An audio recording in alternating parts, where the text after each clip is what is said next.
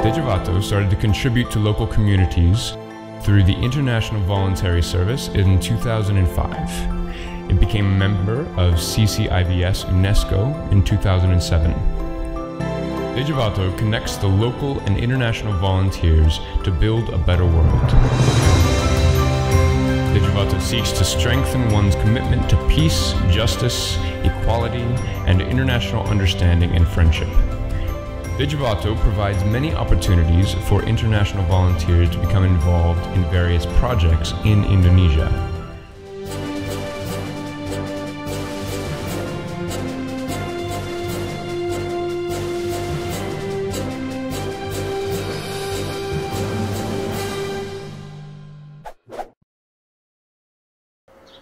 Kita akan mulai program yang setengah baru, Point of View Nur Hidayat Sabini.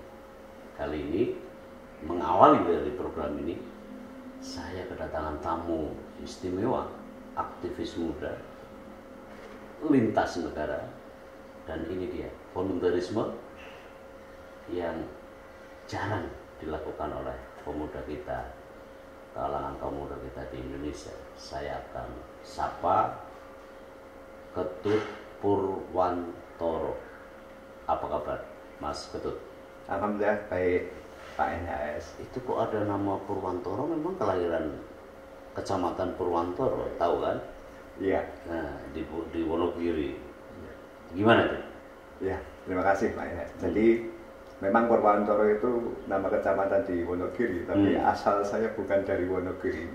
Jadi memang banyak yang bertanya. Saya dikira orang Bali karena nama Ketutnya Bali, Purwantoronya Wonogiri. Jadi kemungkinan digabung dari Bali dan Wonogiri. Jadi, tapi itu keliru semua. Iya. Jadi saya Purwodadi asli. Jadi saya bukan orang pertama yang menanyakan soal ini. Sudah banyak Pak. Sudah banyak ya. Jadi saya biasanya menjelaskan lebih dulu karena biasanya kalau saya salam, Assalamualaikum, ada yang nggak menjawab. Oke. Dikira Hindu. Bukan orang Islam. Dikira bukan orang Islam. Tapi sekarang kan Assalamualaikum juga semua agama ya menggunakannya. Karena udah jadi salam nasional. Iya. Pernah soal itu ditanyakan kepada ayah bunda? Soal nama itu? Belum pernah Pak. Belum pernah. Kebetulan waktu saya masih TK, Bapak sudah tidak ada. Sudah seto. Ibu masih mengandung adik saya. Oke. Jadi tidak pernah sempat menanyakan asal usul nama saya. Mungkin mantan pacarnya Bapak atau Ibu dulu kali ya. Gitu ya. Iya. Itu dari Gerobokan ya. Gerobokan itu kabupaten. Betul. Ibu kotanya Purwodadi. Ya. Suka salah biasanya orang menyebut Purwodadi, lebih terkenal Purwodadinya daripada Gerobokannya. Betul. Masa kecil di sana? Iya. Di kecamatan apa? Saya di Desa Sulursari, Kecamatan Gabus. Oh, Gabus. Gabus Kabupaten Gerobokan. Kalau Pak NHS Perso Bledukku. Bleduk dari Purwodadi ke Wirosari ke arah Bluro. Itu ke Wirosari belok kanan ke Kuwu. Itu ada Bledukku. Berarti dekat Kradenan ya? Kradenan stasiun ke timur lagi. Oh. Iya. Ya sekitar kalau naik motor ya 15 menit. Ya. Itu Kecamatan Gabus. Jadi saya dulu pernah diajak kawan yang Blora. Ya. Tapi kalau dari Semarang naik kereta lalu loncat.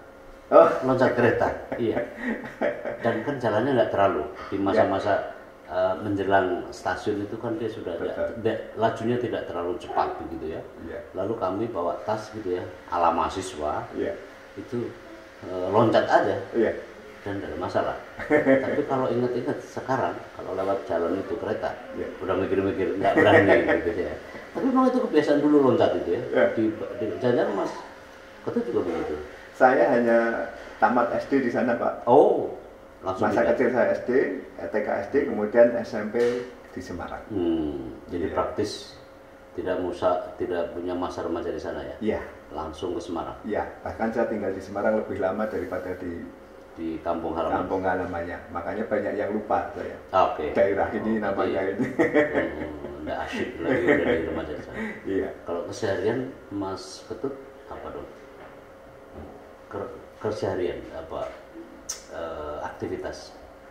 Saya sebagai ketua dari Yayasan Dejavato atau Dejavato Foundation, itu pekerjaan saya. Jadi organisasi kami ini bergerak dalam bidang sosial budaya pendidikan dengan fokus utama kegiatan kami ini pertukaran volunteer, international volunteer exchange. Jadi kami menerima para volunteer dari luar negeri, kita tempatkan di Indonesia dengan durasinya bermacam-macam. Ada yang short, mid, dan long. Kemudian kami juga mengirimkan para volunteer Indonesia ke luar negeri, Pak. Sebaliknya. Dan di para volunteer kami mayoritas adalah para remaja. Mahasiswa, kebanyakan mahasiswa yang mengikuti program kami. Dan mayoritas mereka usianya antara minimal 18 tahun, antara sampai 30 tahun. Tapi di atas itu juga ada. Iya. Tetua karena keterbatasan, karena setiap organisasi membatasi, punya requirement, punya kriteria sendiri-sendiri, Pak. Tapi kami pernah menerima, Pak, volunteer dari Denmark. Usianya 70 dan 75 tahun. Waktu itu sudah mbah-mbah gitu ya, sudah eyang-eyang. Datang ke Indonesia selama 2 bulan, saya tempatkan di Pati. Satu mengajar di MTS, satu mengajar di Rodotul Atfal, di TK di sana. Dan mereka sangat senang sekali, hanya kekurangannya adalah motivasinya tinggi, fisiknya yang kurang mendukung. Kakek nenek ini? Nenek-nenek dua-duanya, Pak. Dua-dua? Nenek semua. Mereka sahabat kursus menjahit di Denmark. Dan yang saya herannya... Orang kampung juga di sana? Iya. Dan saya herannya ada, kenapa anaknya, cucunya, suaminya kok mengizinkan? Nah itu kan kultur yang sangat menarik, Pak, bagi saya pribadi ya. Coba kalau di Indonesia, mbahnya mau pergi... nggak boleh, apalagi pergi ke luar negeri. Gitu, tapi negara-negara Skandinavia memang usianya panjang. Betul. Harapan hidup kan panjang, betul. Dan nenek itu memanfaatkan itu ya. Betul. Tapi segiat-giatnya masih seagresif-agresifnya juga sudah semboyongan juga ya. Iya. Kan kalau Rodotul Atfal itu TK di bawah naungan NU kalau salah. Saya juga dulu Rodotul Atfal Muslimat di kampung. Nah itu kemudian Mas Ketut tawarkan kepada ormas begitu ya, misalnya. Dalam kasus tadi Denmark tadi itu gimana? Ya, jadi kami seperti ini, Pak. Waktu Dejavato kami ini, organisasi kami ini berdiri tahun 2006, Pak.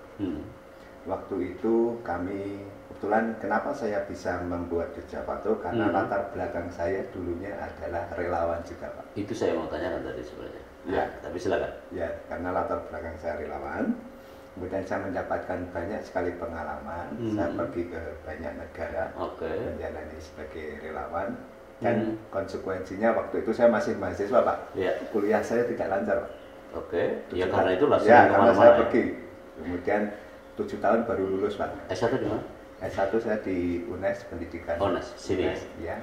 Kemudian juga di Undip juga, Pak, sebenarnya dulu. Tapi DO. S2? S2 saya di USM. Dan sekarang S3 saya, sebentar lagi saya ujian terbuka. Di UNES juga. Ya. Pendidikan juga? Pendidikan. Manajemen pendidikan? Manajemen kependidikan. Itu istri saya itu, lulusan situ. Oh iya? Iya, kakak kelas Anda pasti. Iya. Nah, terus? Nah, jadi waktu di awal itu 2006-2007 waktu kami merintis organisasi ini cukup sulit untuk mendapatkan partner untuk menempatkan relawan. 2006 sampai 2007, 2008. Karena apa? Pandangan yang berbeda terkait orang asing, Pak. Jadi masih ada budaya yang pandangannya stereotip bahwa orang asing itu kesopanannya kurang, mereka unggah-unggahnya kurang, kalau makan nanti harus minta macam-macam. Nah, kami itu ingin merubah itu, juga pakaiannya juga kurang sopan. Nah, kami itu ingin menurut merubah, orang sini, menurut ini cara pandang orang sini. Nah, kami itu ingin memberikan pengalaman, merubah cara pandang. Awalnya waktu kami membuat organisasi ini, di awal kami menawarkan para relawan siapa yang mau terima.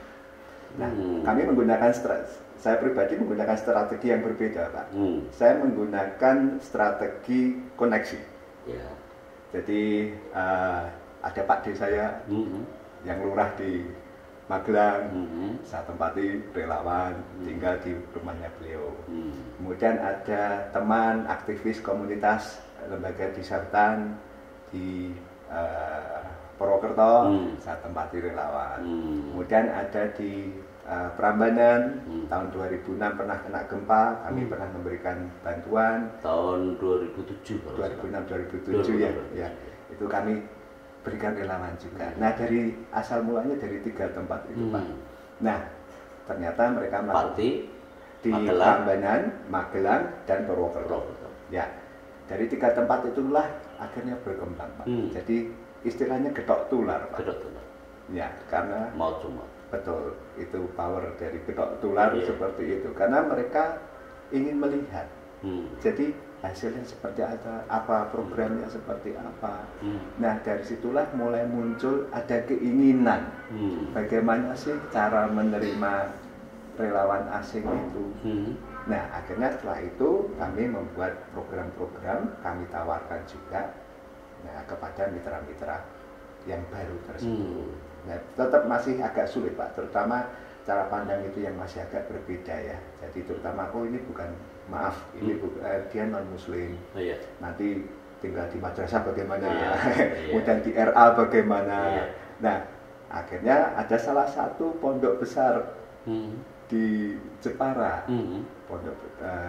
Ponpes Balikambang, itu Rodotul Muqtadiin, yang santrinya ribuan, itu yainya langsung, bisa nggak Mas kami coba menerima relawan asing, supaya para santri kami memiliki pandangan yang berbeda, wawasan yang berbeda, pengalaman yang berbeda. Nah, dari situlah muncul akhirnya setelah saya nempatkan 1 tahun, Pak, waktu itu. Bule dari Jerman, Pak. Tiap hari pakai sarung, pakai peci, non muslim, Pak. Tetapi bisa menyesuaikan diri. Betul. Itu yang membuat pengurus pondoknya senang. Oh, ternyata orang sana juga bisa menyesuaikan diri. Kemudian mereka malah belajar di sini. Makanya itu salah satu kesempatan dari pondok untuk menyampaikan sosialisasi. Oh, Islam tuh begini loh. Iya loh. Bahkan ada yang masuk Islam, Pak. Oh ya? Iya. Itu si bule tadi. Bukan yang itu, tapi ada lagi. Bahkan dari kiainya juga, Mas jangan seminggu 2 minggu. Saya mintanya 1 tahun. Sisan. Iya. Karena kalau sebentar baru adaptasi, kemudian pulang. Nanti keputus lagi. Betul. Eman-eman. Betul, gitu, Pak. Tidak memperoleh masa puncaknya ya. Betul. Dari hubungan. Ya. Itu kan berarti kan hubungan. Betul, Pak. Iya kan? Iya. Antara 2 bangsa, 2 negara. Iya. Iya kan? Iya. Lalu bertukar pemahaman. Betul. Cross cutting affiliation kan? Betul. Kalau menurut Prof Nasikun itu ya. Jadi kan orang yang ditempati, apa istilahnya, objeknya, lalu subjeknya, si bule ini dan sebaliknya ya. Itu kan bisa saling tukar menukar pemahaman, tukar menukar budaya. Betul. Itu juga yang Mas Ketut lihat. Betul. Itu kami menyebutnya cross culture understanding. Oh, pemahaman budaya negara yang berbeda. Karena di situ banyak sekali kalau saya gambarkan ya, Pak, ini semacam gunung es. Kalau gunung es di lautan itu puncaknya itu kecil. Tapi dalamnya besar sekali dan tidak kelihatan. Kenapa saya gambarkan ini? Sebagai salah satu contoh, Pak.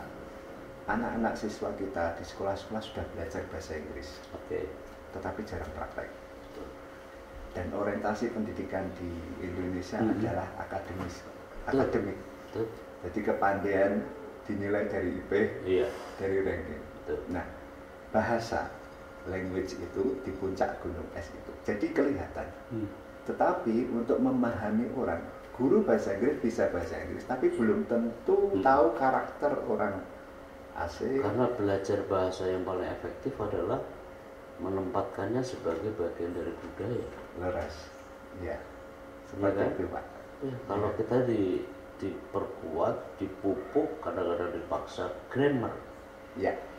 Akhirnya jadi patokan-patokan norma, selinggungnya dari satu bahasa. Dan itu yang mencekak buat orang yang mau belajar bahasa asing, utamanya bahasa Inggris. Iya. Itu yang mau dicoba dipotong gitu ya. Iya. Jadi bahasa dan budaya itu saling mempengaruhi, tidak bisa terlepas. Pasti. Nah, itu yang perlu dipahami oleh, terutama karena customer kami itu remaja-remaja, Pak. Jadi para mahasiswa, anak-anak itu yang karena mereka masa depan kita. Jadi mereka harus memahami kondisi itu. Jadi sudah tahu bahasanya, tapi kadang tidak bisa menempatkan diri. Jadi makanya kadang ada sekolah-sekolah yang study tour ke Bali, gurunya minta hunting turis gitu. Padahal turis itu memiliki nilai-nilai yang misalnya privacy, nggak boleh diganggu gugat itu. Orang bule karakternya nah, begitu. Privasi di Indonesia, kultur Indonesia dan asing itu berbeda. Kalau kita misalnya saya ketemu Pak NHS, belum pernah ketemu di bis misalnya, namanya siapa? Asalnya dari mana? Alamatnya mana? Kayak petugas sensus. Iya, Pak. WA-nya berapa? Sudah punya pacar apa belum? Nah, itu bagi orang asing shock ditanya itu. Nah, saya tahu. Ketika siswa sudah tidak diberikan pemahaman seperti itu, akhirnya nanti kebawa terus dan keliru. Akhirnya menabrak semacam moral, norma, budaya yang berbeda. Saya tidak bisa membayangkan kalau dia pergi keluar. Bikin bule juga bete kan? Betul. Nah, itu yang tahu bahasa tapi tidak tahu cara penempatannya. Oke, sebelum ke sana Mas Ketut. Itu kan tadi bagaimana cara merekrut yang bisa mempertemukan antara relawan luar ya kan dan juga dalam. Apa yang dilakukan Mas Ketut untuk mempertemukan dua itu? Ya, baik. Jadi tahun 2006 waktu kami membuat organisasi ini, kami belum memiliki partner luar negeri, Pak. Jadi saya single fighter. Jadi lewat internet saya cari volunteer sendiri. Tahun 2007 juga. Kemudian saya mencoba mencari partner luar negeri dan itu sulit sekali, Pak. Pasti. Karena mereka belum trust. Kunci kerjasama dengan mitra asing adalah, kata kuncinya adalah kepercayaan. Pasti. Karena mereka belum tahu apa yang sudah kami kerjakan. Karena dulu saya pernah jadi volunteer, Pak, di berbagai negara itu, saya ada pengalaman dan teman-teman di luar negeri. Itu cukup membantu. Cukup membantu, tetapi tidak membantu betul, Pak. Artinya meskipun teman, mereka tidak percaya. Kan karena sebelumnya kan saya relawan. Per individu ya. Individu di negaranya, di organisasinya. Ketika sudah di Indonesia, saya punya organisasi ini. Ayo kita kerjasama. Oh, kamu sudah melakukan apa? What you have done? Gitu kan? Ini soal reputasi. Betul, ya. Kamu sudah melakukan apa? Berhasil atau tidak? Oh, belum.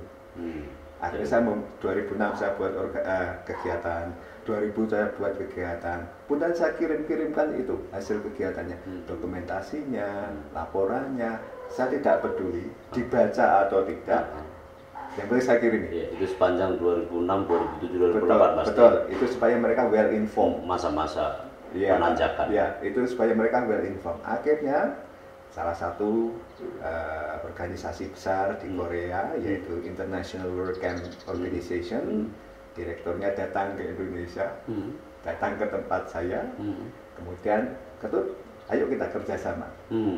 Karena saya melihat kamu sudah melakukan ini. Hanya khusus dari negeri ginseng ke tempat Anda? Betul, pertama kali itu, Pak. Dan itu sangat berarti? Sangat berarti. Karena apa? Waktu itu saya single fighter, Bapak. Saya sendiri, dia menawarkan, saya mau kirim 60 orang. Oh, langsung? Langsung. Tahun 2007, saya kirim 60 orang ya. 3 tahap. Ya. 3 gelombang? 3 gelombang. Bisa nggak kamu membuatkan kegiatan? Wah, saya sendiri. Dia bilang, saya tidak peduli. Yang penting kamu bisa apa enggak? Itu. Dia mau ngetes. Anda ditantang? Iya, ditantang itu. Akhirnya terima tantangan itu? Oke. Saya terima. Dia pulang, saya mikir-mikir lagi, Pak. Pastilah. Saya sendiri harus bagaimana? Tapi harus begitu memang. Ya, akhirnya karena saya kan Undip, remaja Undip tahu, UNES tahu, saya rekrut itu, Pak. Mahasiswa-mahasiswa. Saya libatkan, ini kegiatan internasional, saya rekrut saya seleksi, saya training. Ada tantangan kedua, Pak. Waktu mereka teman-teman volunteer Korea datang ke Indonesia, saya dipanggil ke Korea. Yang 60 orang itu? Ya. Yang untuk paket 60 orang? Ya, 60 orang sudah datang ke Indonesia. Saya dipanggil ke Korea. Si bos tadi yang datang tadi? Itu kan jadi teman, itu sekarang malah jadi saudara, Pak. Waktu honeymoon ke tempat saya malah. Nggak ke negara lain. Saya tentang, loh saya kan sedang ini. Ya saya nggak mau tahu, kamu harus bagaimana caranya supaya mereka berhasil, gitu Pak. Akhirnya saya ke Korea, diikutkan dalam seminar. Ini supaya kamu juga belajar juga, Ketut, gitu kan. Nah, supaya saya bisa... semacam testimoni. Apanya, Pak? Anda testimoni di Korea? Ya, saya diundang ke Korea, diikutkan seminar. Lah ya, itu testimoni untuk membicarakan. Ya, ada seminar di sana, saya diikutkan di sana. Itu tampaknya pasti akan jadi meledak buat Anda. Nah, dia juga mengetes itu karena dia akan mensupport saya bila mana kegiatan di Indonesia berhasil. Menjadi partner yang setia. Betul. Nah, dia juga janji, kalau kamu berhasil dengan 60 orang ini, saya akan bantu kamu menjadi anggota organisasi payung internasional, UNESCO. Ya. Mau direkomendasi ke sana? Betul. Karena untuk menjadi anggota dari salah satu payung organisasi itu tidak bisa kalau tidak disupport oleh organisasi member sebelumnya. Pasti. Downline. Iya. Seperti begitulah. Betul, Pak. Nah, ketika ini berhasil, Ketut sesuai janji saya, ini kamu tak kasih rekomendasi dan saya minta partner yang lain karena harus ada 7 organisasi dan saya belum kenal. Yang mencarikan dia, Pak. Akhirnya tahun 2007 kami ada pertemuan General Assembly UNESCO ada technical meeting Alliance organisasi seluruh Eropa di Turki di Antalya. Saya ke sana. Antalya itu selatannya Turki, Pak. Daerah sejarah itu. Sejarah yang mempertemukan antara Rusia, Konstantinopel dan Bizantiumnya waktu itu. Oh iya. Nah, di Antalya itu saya pernah ke sana. Oh iya. Itu di yang pinggir laut. Pas saya tahu indah banget. Iya, betul. Oke, terus kemudian di sana ada technical meeting seluruh organisasi Eropa. Bertemu, saya dipertemukan situ, kemudian dipromosikan oleh beliau untuk menjadi anggota CCIVS UNESCO. Dan alhamdulillah diterima. Dan itu yang kemudian mengubah Anda. Ya, sehingga organisasi yang Anda kelola, yang didirikan sudah tidak akan ada lagi masalah. Nah, jadi ketika sudah dimasukkan ke situ menjadi mitra dan anggota di situ, otomatis saya harus mengetahui semua regulasi yang ada. Yang sebelumnya saya mencari relawan secara langsung, jualan secara langsung, tidak boleh, Pak. Itu masa-masa yang sudah lampau itu. Betul. Ya? Anda terikat dengan semacam ketentuan yang sudah disepakati ya. Betul. Jadi sekarang saya mengikuti regulasinya bahwa relawan itu dikirim oleh organisasi dari negara asalnya lain, diterima oleh organisasi yang penerima melalui proses dan prosedur yang sudah disepakati bersama. Jadi misalkan ada turis di Bali berlibur dari Amerika, dia mau ikut organisasi kegiatan kami, tidak boleh. Kenapa gitu? Sesuai dengan kesepakatan tadi, dia harus mendaftar. Ya, karena Anda terikat. Betul, dia harus mendaftar lewat organisasi di Amerika. Karena ini akan berhubungan untuk saling membantu. Tidak misalnya boleh dari sini langsung ketemu Anda. Tidak bisa. Tidak bisa. Makanya itu yang kami terapkan juga. Itu sekaligus juga untuk mencegah dari kemungkinan ya. Betul. Misi yang berbeda. Betul. Kan bisa aja ya, Mas Ketut ya. Jadi turis, tiba-tiba jadi relawan, kan bisa kan? Ya. Karena kan paspornya sendiri kan juga peruntukannya beda. Betul. Nah, sebenarnya Pak ada nilai lain di situ, Pak. Jadi kalau turis belum tentu mau jadi volunteer. Tapi kalau volunteer pasti jadi turis karena dia pasti jalan-jalan. Orang mandi cahaya aja, kenapa harus ke Bali? Iya. Di Jawa juga bisa. Betul. Setiap pagi kan seperti nenek-nenek yang tadi dari Denmark ya. Jerman, Denmark tadi. Denmark. Ke Pati gitu. Di Pati. Itu kan jelas berjemur setiap hari. Iya. Karena kita tahu di Denmark ya, mandi cahaya mahal sekali. Iya. Nah, gitu ya. Itu jadi wisatawan. Betul. Iya kan? Nah, ketika kami sudah menjadi anggota itu, Pak, maka promosinya lebih ada kemudahan di situ. Pastilah. Jadi Anda kan memenetrasi diri ke internasional. Betul. Network. Ya, kami membuat program, jadi sudah ada kesepakatan bersama. Program itu dibuat antara Januari Februari, kemudian di launching akhir Maret. Jadi spring to spring. Jadi karena sesuai musim semi ke musim semi. Jadi bukan Januari ke Desember masa kerja kami, Pak. Mereka lagi musim salju, pergi ke belahan dunia yang lain. Iya, gitu. Karena mereka hindari salju kan, musim dingin. Ya. Dari technical meeting itu setiap tahun kami membuat program kami 1 tahun ke depan, Pak. Oke. Di launching 1 April, mereka yang mempromosikan di negaranya masing-masing. Yang merekrut mereka lewat interview, lewat seleksi, baru dikirim lagi. Ada kan rekrutmennya suka-suka calon relawan mau memilih negara mana? Kan begitu? Betul. Di negara itu. Betul. Kalau Indonesia termasuk yang sebutlah misalnya difavoritkan oleh banyak negara. Sebenarnya difavoritkan, tetapi teman-teman volunteer itu juga ada pertimbangan biaya, Pak. Menjadi relawan itu, kami kan ada beberapa jenis program, tapi mayoritas berbiaya sendiri, Pak. Jadi mereka sendiri ya? Betul. Jadi mayoritas relawan itu datang sendiri, tiket pesawat sendiri, visanya sendiri. Kemudian kalau akomodasi transit di mana biayanya sendiri. Nah itu kan sudah mengeluarkan biaya banyak, Pak. Iya pastilah. Nah mereka ada pertimbangan juga untuk traveling, Pak. Tadi sebagai ingin jalan-jalan, misalnya turis dadakan lah. Betul. Misalnya saya ke London. Turis terselubung. Saya ke London ada seminar, habis itu saya pengen jadi. Pasti. Ya kan gitu. Sama, Pak. Nah kelemahannya. Saya juga pasti begitu. Ya. Kelemahannya kalau di Indonesia, Pak, kalau traveling itu cukup mahal. Indonesia ribuan pulau. Sebentar. Itu kita kesana nanti. Tapi tadi yang menarik adalah jadi ini relawan ini dari A sampai Z dibiayai oleh masing-masing negara asal dari relawan maupun calon relawan tadi ya. Tergantung programnya. Kami ada program yang fully funded, ada yang semacam beasiswa dibiayai penuh. Government. Bisa government, bisa perusahaan. Kami kerjasama dengan Samsung Korea, Pak. Oh gitu. Ya, tapi yang mereka CSR ya, juga. Yang partikular juga ada. Ya. Jadi ada yang partially funded. Istilahnya. Ya. Jadi yang terbatas. Separuh. Terbatas. Ya. Ada yang fully support by volunteer sendiri, biaya sendiri, Pak. Mandiri loh. Mandiri. Dari A sampai Z. Betul. Kalau yang beasiswa yang fully funded sama partially tentunya seleksinya sangat ketat dan jumlahnya terbatas. Kompetitif. Iya, jumlahnya juga terbatas karena funding. Iya. Kalau yang ini biaya sendiri itu terbuka luas. Iya. Nah, ini yang banyak yang mengikuti. Kalau rata-rata, Mas Ketut, berapa dolar? Kalau dari A sampai Z tadi itu, sebutlah yang fully itu berapa? Kalau yang fully funded, sebagai salah satu contoh, kami bekerja sama dengan BMZ, Kementerian Kerjasama dan Pembangunan Jerman, Pak.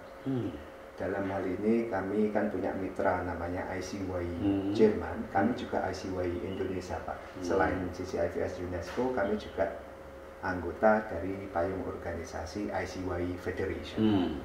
Nah di Jerman, mereka kan NGO lokal, memiliki mitra kementerian. Kemudian kementerian memiliki program relawan, baik government setempat. Baik government. Nah, mereka memberikan funding untuk program North South dan South North. Artinya dari Jerman ke negara berkembang dan dari negara berkembang diminta ke Jerman. Itu program selama 1 tahun, Pak. Itu dibiayai semua, tiket pesawatnya, asuransinya, jadi visanya. Jadi tinggal modal angkat kopor aja lah. Betul. Dan kalau mahasiswa modal harus berani bolos, Pak. Iya. Ninggalin 1-2 semester. Nah itu mahasiswa mau apa enggak? Ya itu. Pikir-pikir. Ya. Tapi kalau postgraduate mungkin juga malah asik gitu ya. Iya. Oke. Itu berapa dolar? Mungkin lumayan kalau saya hitung. Atau pertanyaan ini tidak layak untuk saya. Bisa, Pak. Bisa. Contohnya. Kalau kita berangkat sendiri ke Jerman, pergilah ke Jerman. Kalau makan sendiri, misalnya sekali makan di Jerman ya sekitar kalau sekali makan 50.000 lah. Berarti 3 kali makan 150.000. 150.000 itu sekitar ya katakanlah 10 euro. Kalau misalnya kalikan setahun, kali sebulan, sebulan sudah 300.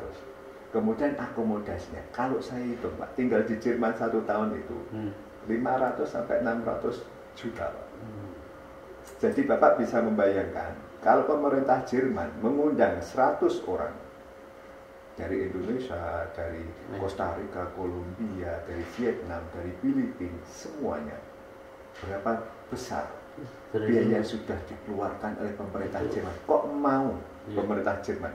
Berarti kan pemerintah Jerman ada misi kedepannya, kebudayaan supaya remajanya itu mengenal Jerman dan remaja Jerman mengenal negara-negara lain. Itu politik budaya itu. Betul Pak. Dan itu hanya dipegang, dimiliki oleh orang-orang yang berpikiran maju. Ya. Orang-orang yang berpikiran maju tinggal di negara-negara maju. Ya. Walaupun Indonesia juga sudah ada, tapi tentu tidak mereka. Tapi sebelum itu gini, Mas Ketut, bagaimana kalau orang dari Indonesia keluar? Ya, sama Pak. Sama. Ada program fully, partially, dan biaya sendiri. By government juga. Iya. Ya itu yang salah satunya yang dengan Jerman itu. Jadi yang Indonesia ke Jerman itu ditanggung semuanya Pak. Kami juga oleh pemerintah Jerman tadi. Makanya tadi kalau mahasiswa berangkat, mahasiswa Indonesia pergi ke Jerman, dia sebenarnya dikasih duit 500 juta setahun. Tapi bukan dalam bentuk duit. Dalam bentuk program. Dalam bentuk program. Dan masih dapat uang saku lagi Pak. Ya. Dan menyenangkan. Ya. Ada program lagi namanya EVS, European Voluntary Service. Itu dengan Komisi Eropa Pak. Dalam program Erasmus Plus. Itu yang kami lakukan. Dengan parlemen sana juga. EVS-nya, ya, dengan European Commission-nya, ya. Dan European Commission itu bermitra dengan organisasi-organisasi di Eropa itu. Nah, itu dibiayai juga Pak, full itu. Ada yang parsial juga, tergantung sebenarnya dari organisasi-organisasi yang ada di sana. Nah, kenapa bisa seperti itu Pak? Karena kegiatan voluntary service di negara maju itu sudah sangat populer dan sangat diapresiasi. Karena karena culture-nya individual Pak. Nah kok orang mau memikirkan orang lain, itu suatu hal yang mahal bagi mereka Pak. Gitu. Jadi itu yang berkembang di sana. Kalau di sini masih agak sulit. Ya, jadi kebutuhan primer di sini juga belum tuntas. Betul. Itu tadi tren pemuda kita, kaum muda kita untuk keluar tinggi juga. Sebenarnya tinggi sekali Pak. Tetapi karena kondisinya juga agak berbeda. Pertama, masalah finansial. Kalau yang fully funded itu kan terbatas jumlah. Kalau yang pengen panjang, kalau yang fully funded juga dibayar oleh pemerintah? Pemerintah negara kita sama sekali tidak ada Pak. Oh iya? Tidak ada. Sorry. Ya. Jadi pemerintah Indonesia dalam konstelasi semacam itu juga tidak ada peran? Tidak ada. Tidak ada pembukaan program? Sebutlah Kemenpora? Tidak ada. Sebutlah Dikbud? Tidak ada. Dikbud? Tidak ada. Begitu. Karena kami kan kerjasama NGO to NGO. Ya, sih. Cuma begini. Ya. Kan pemerintah Jerman oke lah. Ya. Pemerintah Denmark oke lah. Ya. Korea Selatan perhatiannya. Ya. Kalangan private sector juga kuat. Ya. Di Indonesia sama sekali tidak ada. Belum ada. Bisnis juga nggak ada peduli. Belum ada. Selama ini. Ya tidak ada, belum ada. Itu kan kata orang Jawa yang mencoba untuk santun terhadap pemerintah gitu ya. Tapi tidak ada. Belum ada. Jadi pekerjaan Kemenpora itu apa juga ya? Saya kurang tahu. Ya biar saya kasih tahu aja kemana bahwa itu. Iya. Ya. Tapi kalau tawaran dari pemerintah asing itu kita banyak paketnya ya. Kalau dari yang tadi Jerman tadi ya, kalau pemerintah asing langsung kami kan tidak bekerja sama langsung Pak. Pasti dengan pemerintahnya. NGO to NGO. Iya. Kalau universitas U to U, kami NGO to bisa NGO. juga skema P2P gitu ya. Iya. Atau B2B. Iya. Tapi ini lebih tepat ya NGO to NGO ya. Iya. Nah, tawaran dari pemerintah sana atau mungkin dari company yang ada di sana itu ke organisasi yang ada di negaranya. Nah, organisasi di negaranya tersebut mereka juga pilih-pilih Pak. Mana yang memiliki kedekatan? Oke. Misalnya Jerman itu ada namanya ICY Germany. Dia dekat dengan kami, Ketut ini ya. Kalau nggak kenal ya nggak, karena kami sudah menjalankan, sudah bermitra sejak tahun 2009 mereka dengan ICY Jerman itu. Kemudian dengan EVS, biasanya mereka akan melihat kita sudah bekerja sama sebelumnya, pasti kami dipropos ke sana, diusulkan ke sana. Iya. Nah di situ Pak kami oleh NGO sana kemudian dipromot ke government mereka. betul betul. Ini kan masalah ya, masalah rekam jejak ya, Betul, Pak. jejak rekam gitu ya, Betul, betul Pak. jam terbang. Ya. Dan selalu berhasil pasti dong, karena Mas Ketut kan berarti udah bertahun-tahun dong. Kalau 2007 merintis, 2016 merintis, 2009 tadi barulah saya istilahkan baru dapat klien dari Korea Ya. yang baik secara baik keberkahan gitu ya. Ya. Nah itu yang membuka awal kan. Betul. Kalau begitu berapa negara yang sudah Mas Ketut ngeling gitu ya, memenetrasi dalam arus konstelasi kerjasama antar dua negara, antar masyarakat dua negara? Ya. Berapa Mas? Jadi kami Dejavato itu anggota dari CCIVS UNESCO. Di CCIVS UNESCO itu ada di 5 benua Pak. Jadi hampir di 200 negara pertama itu. Dan satu negara biasanya ada 2 atau 3 organisasi. Jadi tinggal dikalikan saja Pak. Dan kami otomatis bermitra dengan mereka. Kedua, kami juga anggota dari ICY Federation, International Culture Youth Exchange Federation, itu dari 60 negara. Dan satu negara, satu organisasi, yang kalau yang ICY, namanya ICY. Makanya selain nama Dejavato, kami namanya ICY Indonesia Pak. Jadi kami memiliki mitra. Kalau Dejavato kan foundation-nya. Betul, betul. Ya kan, awal mulanya. Betul. Macam badan hukumnya lah. Betul. Kalau apa tadi, ICY itu adalah organisasi profesinya lah, begitu kira-kira ya. Betul. Ya, jadi itu network Pak. Network. Jadi waktu itu ketika saya ditawari, yuk kita berpartner, tapi namamu ganti ICY ya. Gitu. Apa-apa. Saya bilang, oh nggak mau. Oh begitu? Ya saya nggak mau. Nah, saya tetap Dejavato, wong ini bikinan saya gitu. Okay. Tapi kalau 2 nama boleh nggak gitu. Kalau di jaringan networkmu ICY, saya ICY. Tapi kalau di network yang lain saya Dejavato. Oh ya nggak apa-apa gitu. Karena pertimbangannya apa Mas Ketut waktu itu? Ada historisnya juga Pak. Okay. Kemudian ada kebanggaan juga ya. Yeah. Jadi memang kami Indonesia gitu Ini Pak. soal bendera ya. Iya. Gitu. Bagi saya sih nggak masalah ya sebenarnya. Jadi berapa orang sudah pernah dibantu gitu ya, yang pernah di assessment soal ini oleh Mas Ketut? Kalau orang dari tahun 2006 sampai tahun 2000, praktisnya 2019 Pak. 2020 kan sudah pandemi. Jadi kami vakum sejak Maret 2020, tidak menerima lagi. 2 tahun yang lalu. Ya, 2 tahun yang lalu. Praktis? Iya Pak. Jadi kami belum menerima lagi. Kan masalah yang sama di negara lain juga. Sama. Iya. Kami menghadapi problem global ya. Betul, sama. Jadi karena programnya berbeda-beda, ada short term, mid term, dan long term. Okay. Itu kalau digabung semua ya hampir ya sekitar 2.000-3.000 volunteer Pak. Mas Ketut, ini ente punya lembaga ini satu-satunya di Indonesia atau ada begitu banyak kolega yang lain di Indonesia? Sebenarnya di Indonesia banyak. Tetapi misalnya contoh di Bali itu ada organisasi-organisasi semacam ini. Tapi masalahnya yang mengorganisir orang asing Pak. Contoh Australia, kan ekspatriat ada gitu. Jadi dia orang Australia tinggal di Bali, ya, kemudian memiliki organisasi dan dia mengorganisir khusus orang Australia melakukan volunteering di Bali. Dan pasti nggak resmi pasti. Kenapa? Nggak resmi. Resmi, ada yang resmi juga. Ente tadi bilang bahwa mereka harus hubungi sama organisasi jenis di negaranya. Nah, kebetulan kalau Dejavato kan networknya beda. Oh. Jadi rule-nya juga beda.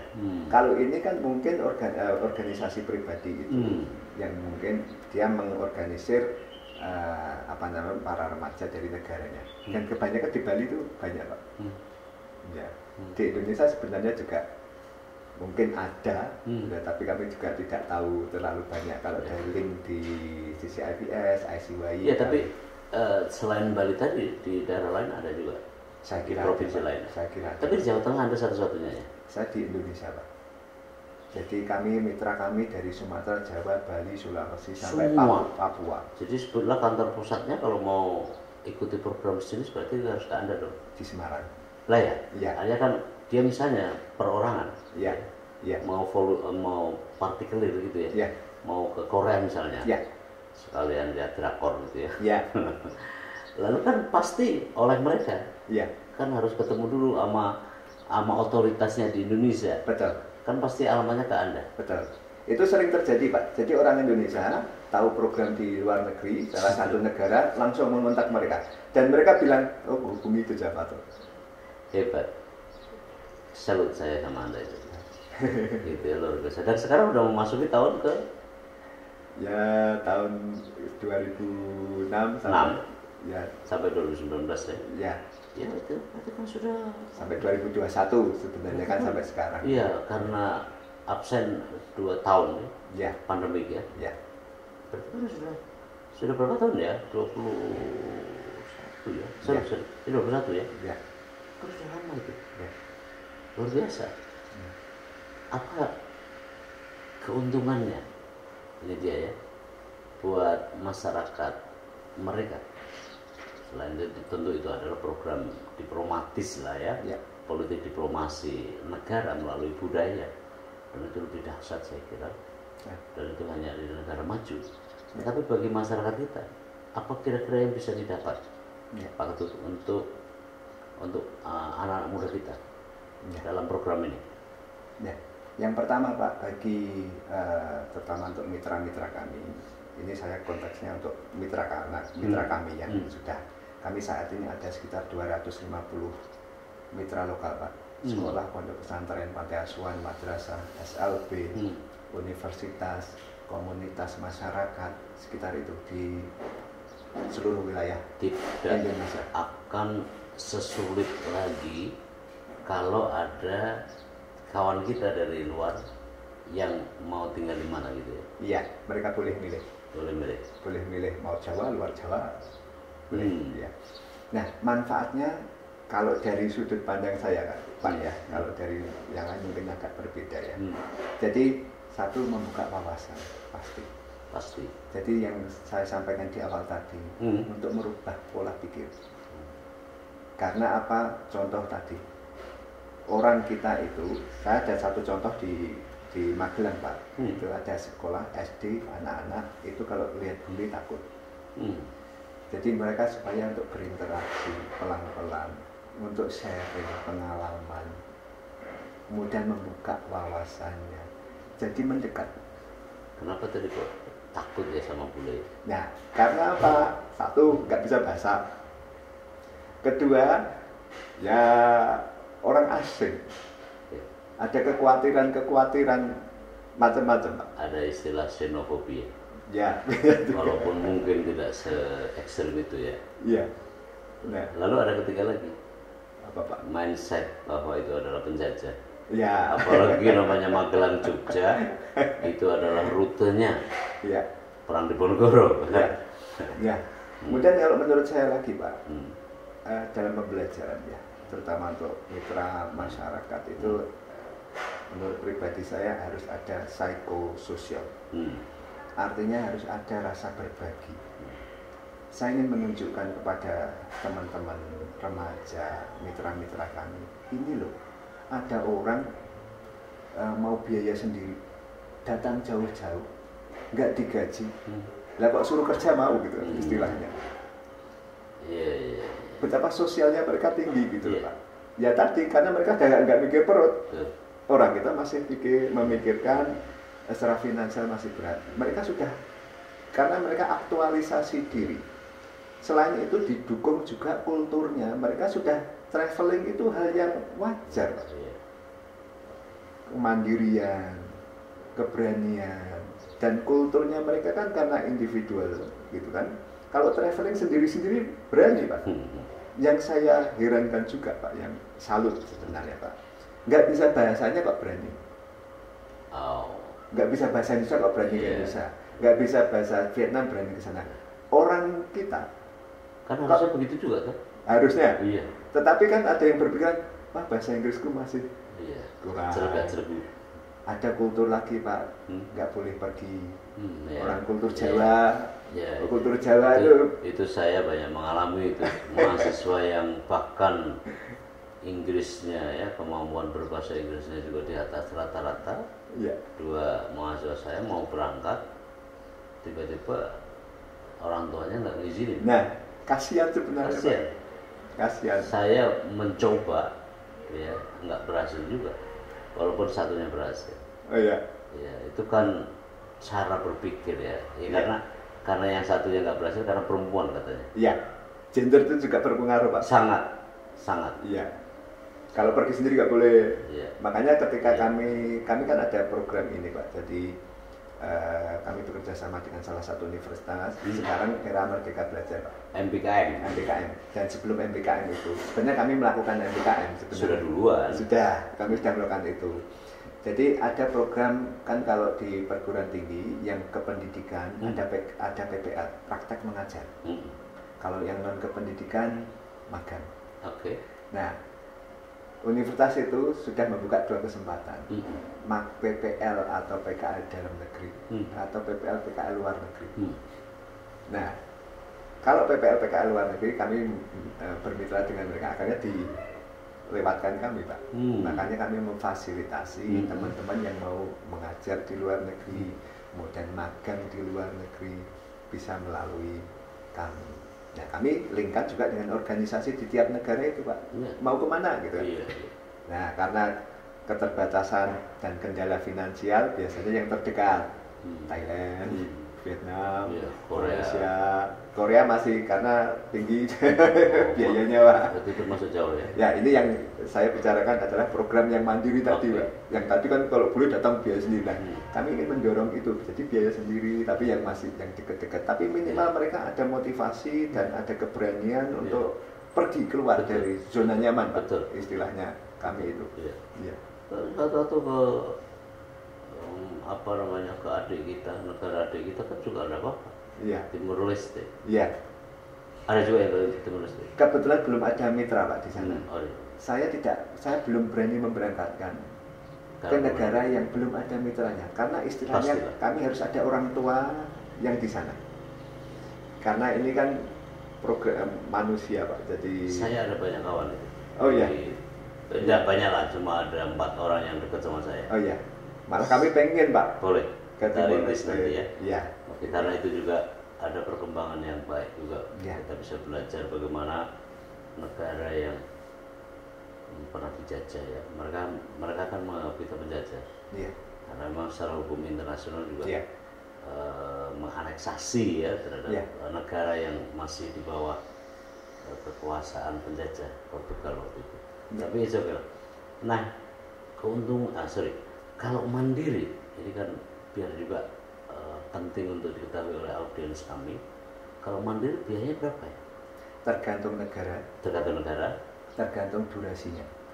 Berapa lama? Mau 2 minggu, 1 bulan, 4 bulan, 5 bulan, 1 tahun, beda Pak. Ya kalau satu minggu kan capek aja di jalan. Iya. Belum jenak untuk naruh itu barang udah harus pergi. Betul Pak. Paling bagus ya sebulan 2 bulan ya. Bukan bagus.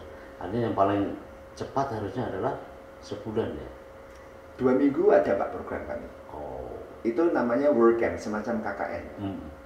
Jadi itu salah satu tujuannya untuk memberikan kesempatan kepada teman-teman volunteer yang tidak memiliki waktu panjang, punyanya short, tapi ingin melakukan kegiatan volunteering. Salah satu contoh, setiap tahun kami melakukan kegiatan di Candi Prambanan, Pak. Kami bekerja sama dengan Balai Pelestarian Cagar Budaya. Otoritas budaya setempat ya? Ya, jadi BPJB Jawa Tengah yang menaungi candi-candi yang ada di Prambanan itu. Agenda rutin ya? Betul, setiap tahun karena kami juga mitranya World Heritage Center. Apalagi di bawah UNESCO ya? Betul. Prambanan dan Borobudur. Itu pasti pesertanya tertarik banyak Pak, antusias. Padahal di sana dan itu termasuk unggulan Anda ya? Iya, salah satu. Jadi kami punya 3 unggulan Pak, program di Bali. Bali. Pendidikan dan budaya di Bali untuk anak SD, SMP, SMA mengajar di sana. Boleh banyak sekali. Ya, dan sekaligus traveling tadi Pak. Oh. Yang kedua apa-apa, itu kan konsekuensi. Betul. Yang kedua program ini konservasi binatang itu di Waikambas di Lampung. Satwa. Ya, di Lampung. Kami bekerja sama dengan Balai Taman Nasional Waikambas. Gajah.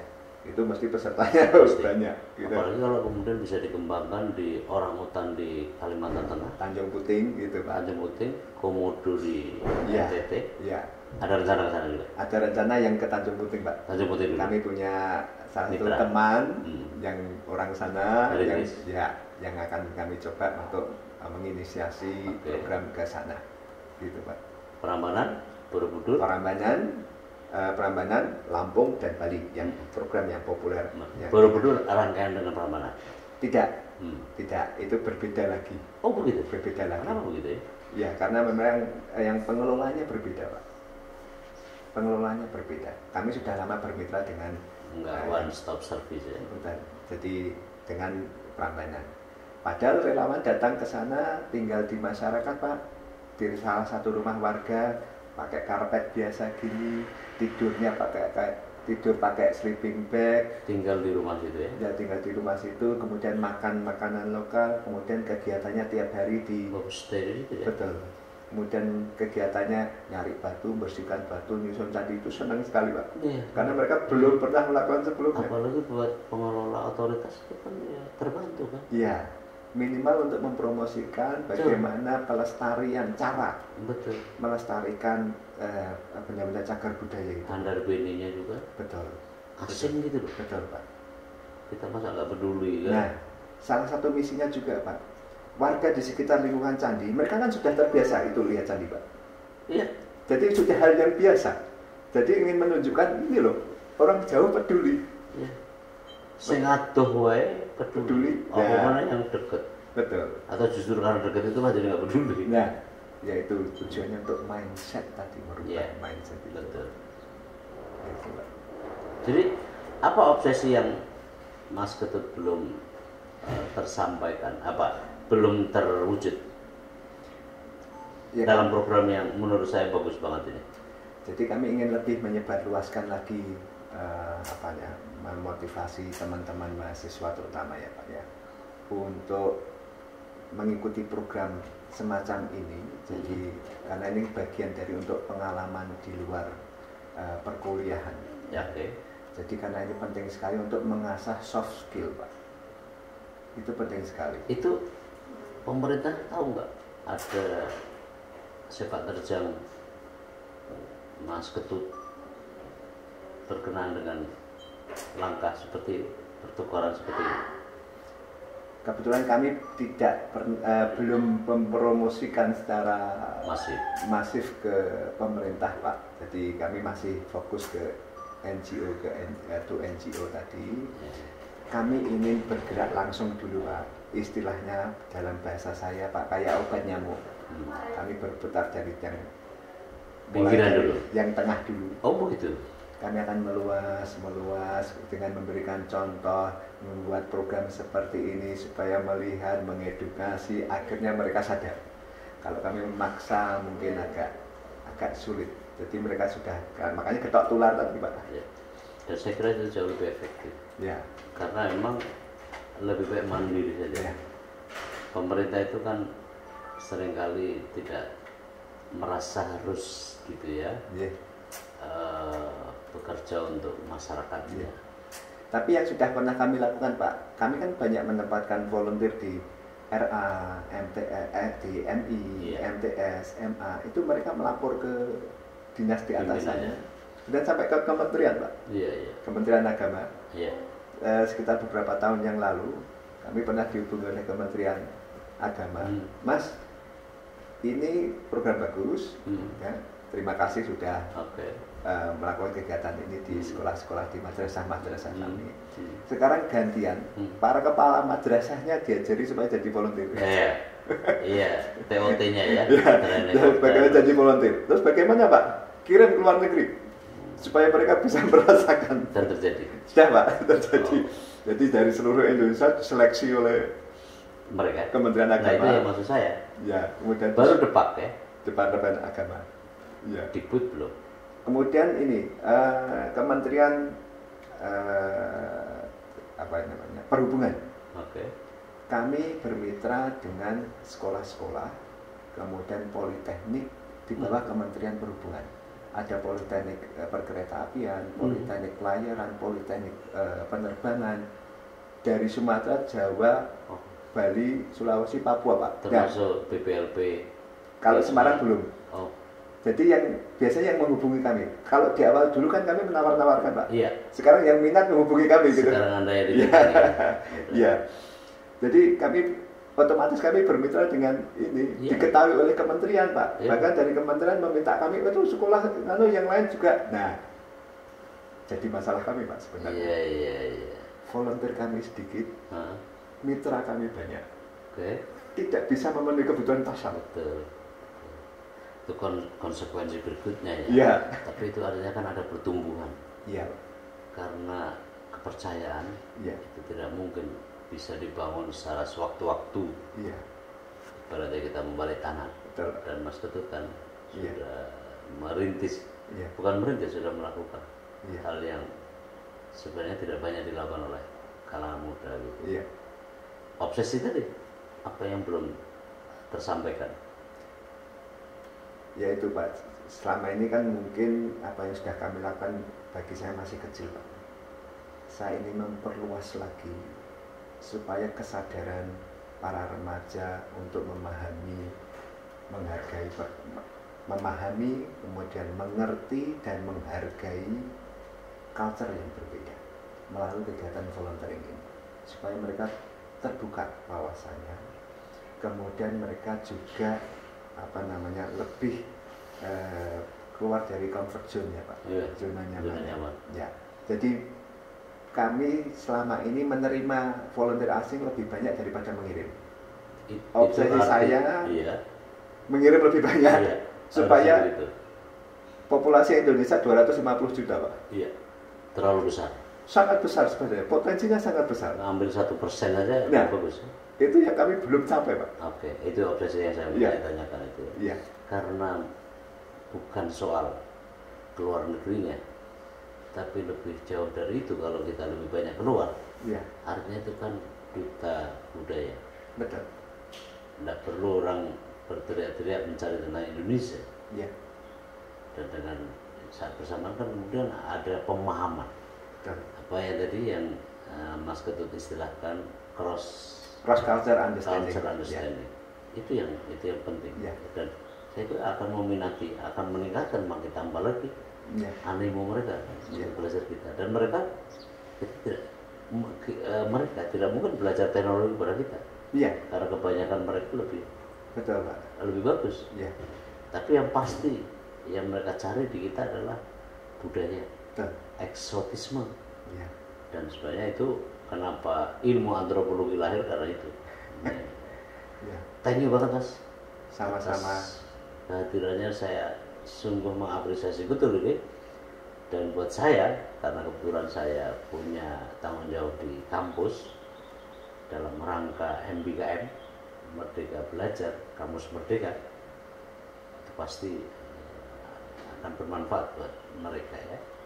Ini akan mudah-mudahan jadi pembuka buat mereka untuk mengenal lebih jauh. Ya. Thank you, Mas, sukses buat Mas Ketut. Terima kasih, Pak Nur. Mudah-mudahan memberi manfaat lebih banyak, lebih mungkin buat kita semua. Saudara, kita coba sudahi bincang saya dengan tamu istimewa ini, Mas Ketut Purwantoro, yang begitu banyak melakukan banyak hal, sesuatu yang tidak pernah dipikirkan oleh pemerintah. Buktinya juga tidak ada keterlibatan pemerintah, tetapi secara dari nol sama sekali sampai kemudian punya nama di kancah global, kancah internasional. Dan saya kira mudah-mudahan itu akan menginspirasi buat kita. Point of view saya adalah bahwa belajarlah budaya negara lain dan juga menyebarkan budaya kita kepada negara lain, masyarakat kita kepada masyarakat negara lain, dan dengan itu Indonesia pasti akan jauh lebih baik dari apa yang keadaannya sekarang. Sampai sebuah episode berikutnya.